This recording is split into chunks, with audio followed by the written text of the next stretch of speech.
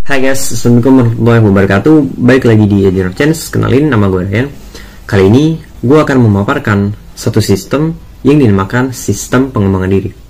Sistem ini gue yakin dapat membantu lo semua untuk mengembangkan diri lo agar menjadi pribadi yang lebih baik lagi, baik itu dalam kehidupan personal maupun kehidupan profesional lo. Nah, dalam sistem pengembangan diri ini terdapat 4 aspek utama yang perlu diperhatikan. Aspek yang pertama adalah aspek spiritual, aspek yang kedua adalah aspek emosional, aspek yang ketiga adalah aspek intelektual, dan aspek yang terakhir namun tidak kalah penting adalah aspek fisikal. Nah, kita mulai dari aspek yang pertama terlebih dahulu, yakni aspek spiritual. Aspek ini merupakan aspek yang sangat penting. Mengapa? Karena merupakan fondasi bagi kita dalam bersikap dan berperilaku. Bayangkan, tentu saja setiap orang dalam menentukan sikap dan berperilaku tentu saja itu selalu dilatar belakangi oleh keyakinan-keyakinan dia, nilai-nilai, cita-cita yang ingin dia raih, serta tujuan yang ingin dia capai. Karena itu, bagi gua, kalau bisa gua ilustrasikan, seorang yang tidak punya nilai seakan-akan seperti seorang yang tersesat di tengah-tengah hutan dan tidak tahu arah kemana dia harus pergi. Sedangkan seorang yang punya nilai dan punya cita-cita seakan-akan seperti seorang yang berada di hutan dengan membawa kompas serta peta, sehingga dia tahu kemana dia harus pergi dan bagaimana dia bisa mencapai ke arah tujuan tersebut. Selanjutnya adalah aspek emosional. Aspek ini menurut gua seringkali diabaikan oleh orang-orang. Mengapa? Karena bagi mereka yang menentukan kesuksesan seseorang adalah IQ atau kecerdasan intelektual yang dimilikinya. Padahal menurut gua kecerdasan emosional atau EQ itu juga sangat penting dan bahkan bisa dibilang lebih penting dalam menentukan kesuksesan seseorang. Nah, dalam EQ di sini gue akan memaparkan 4 komponen utama. Yang pertama adalah kesadaran diri, yang kedua adalah pengendalian diri, yang ketiga adalah kesadaran sosial, dan yang terakhir namun tidak kalah penting adalah relationship management atau manajemen hubungan, pengendalian hubungan. Yang pertama, kesadaran diri. Yang dimaksud dengan kesadaran diri adalah kemampuan seseorang untuk mengenali emosi dirinya sendiri. Jadi ketika dia marah, dia sadar bahwa dia sedang marah. Dia sedang sedih, dia sadar dia sedang sedih. Nah, kemudian selanjutnya adalah pengendalian diri, yakni kemampuan dia untuk setelah menyadari emosinya, itu mengendalikan emosi yang dimilikinya. Misalnya ketika dia marah, dia sadar dia marah, dan dia berusaha untuk mengendalikan emosi yang dimiliki. Misalnya dengan cara menarik nafas, buang nafas, atau dalam Islam misalnya dengan cara berwudu dan segala macamnya. Nah, kemudian selanjutnya adalah kesadaran sosial atau empati, yakni kemampuan kita untuk mengenali serta memahami emosi orang lain.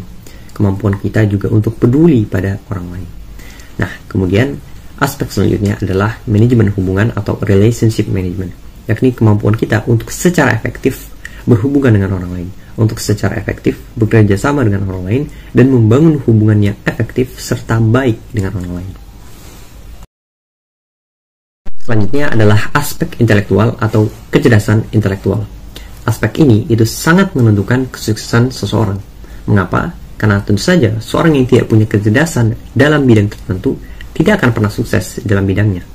Karena itu, di sini, gue akan membagi kecerdasan intelektual ke dalam 2 komponen utama, yakni pengetahuan dan keterampilan. Pengetahuan sendiri itu bersifat konseptual, yang merupakan konsep-konsep yang perlu kita pahami. Sedangkan keterampilan itu merupakan pengetahuan yang dipraktekkan sehingga bersifat praktis. Nah, pengetahuan itu ada berbagai macam jenisnya atau tipenya. Ada pengetahuan prosedural, ada pengetahuan konseptual, ada pengetahuan analogikal, ada pengetahuan faktual. Begitu juga dengan keterampilan, ada berbagai macam. Ada keterampilan konseptual, ada keterampilan human skill, dan yang terakhir adalah keterampilan technical atau teknis. Terdapat berbagai aktivitas yang dapat kita lakukan untuk meningkatkan aspek intelektual atau kecerdasan intelektual yang kita miliki. Seperti misalnya dengan membaca buku, kemudian bermain permainan teka-teki, memecahkan persoalan atau teka-teki, belajar bahasa baru, dan segala macamnya. Aspek yang terakhir namun tidak kalah penting adalah aspek fisikal atau aspek fisik. Mengapa tidak kalah penting? Karena tanpa tubuh yang sehat dan bugar, tentu saja kita tidak dapat bekerja secara optimal. Karena itu, di sini gue membagi aspek fisik ke dalam 3 komponen utama, yakni ketahanan, kekuatan, dan kelincahan atau agility. Ketahanan dapat kita tingkatkan dengan cara melakukan berbagai aktivitas-aktivitas seperti berlari, berenang, dan lain sebagainya. Sedangkan kekuatan dapat kita tingkatkan dengan cara melakukan aktivitas seperti push up, sit up, atau angkat beban. Dan terakhir, kelincahan dapat kita tingkatkan dengan cara melakukan olahraga seperti bermain badminton, bermain bola, atau bermain basket. Jadi, kesimpulannya adalah dalam sistem pengembangan diri ini terdapat 4 aspek utama yang perlu diperhatikan.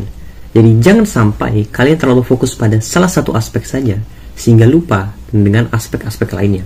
Misalnya, kalian terlalu fokus pada aspek intelektual hingga kalian lupa untuk belajar atau melatih aspek emosional kalian. Sehingga walaupun kalian punya ide-ide besar, tapi kalian tidak mampu mengkomunikasikannya pada orang lain misalnya. Atau misalnya kalian terlalu fokus pada aspek fisik kalian, tubuh kalian, tetapi kalian lupa untuk kemudian mengasah aspek intelektual kalian sehingga kalian hanya berhasil di kehidupan personal tapi tidak berhasil di kehidupan profesional.